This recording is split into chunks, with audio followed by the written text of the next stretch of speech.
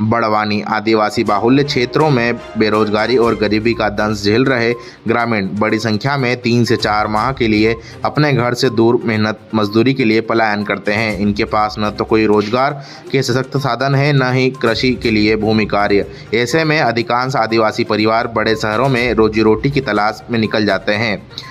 जिले के अलग अलग क्षेत्रों में पलायन का ये दौर फिर शुरू हो गया है।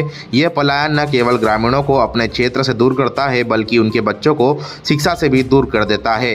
पलायन हमारे इस बड़वानी जिले की खासकर पार्टी सिलावट जो एरिया है उसके अंदर बहुत बड़ी समस्या है, विकराल समस्या हो गई है, क्योंकि लोगों के पास काम नहीं है। काम नहीं होने के कारण और मजदूरी पेशा लोग हैं, तो उनकी आर्थिक स्थिति बहुत ख़राब होती है। इसलिए मजबूरी में वे गुजरात और महाराष्ट्र की ओर पलायन करते हैं। गुजरात और महाराष्ट्र को पलायन करने से भारी समस्याएं खड़ी होती है, क्योंकि जो मजदूर जाता है वो पूरा परिवार सहित जाता है, अपने छोटे छोटे बच्चों तक को लेके जाता है, तो बच्चों की शिक्षा पे भी विपरीत प्रभाव पड़ता है।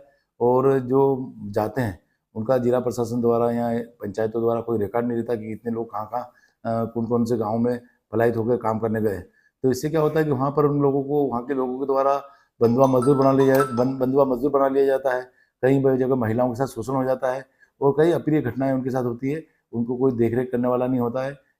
देखिए, मध्य प्रदेश की सरकार हमारी माननीय डॉक्टर मोहन यादव जी के नेतृत्व में निरंतर रोजगार सृजन की दिशा में काम कर रही है और हमारी कोशिश भी होती है कि स्थानीय स्तर पर रोजगार की व्यवस्था हो।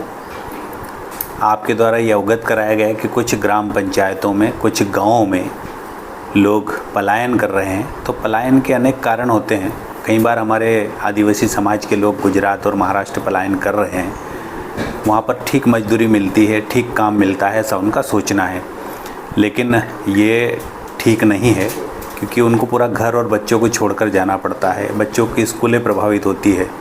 मैं एक सजग जनप्रतिनिधि होने के नाते स्थानीय स्तर पर रोजगार के लिए सरकारी स्तर पर पूरी कोशिश की जाएगी और अधिकारियों को तत्काल निर्देश दिए जाएंगे कि जिन जिन गाँवों में पलायन हुआ है उन सभी गाँवों में रोजगार गारंटी के तहत और अन्य प्रकार के रोजगार के सृजन करके इस पलायन को रोकने की दिशा में उचित कदम उठाए जाएंगे।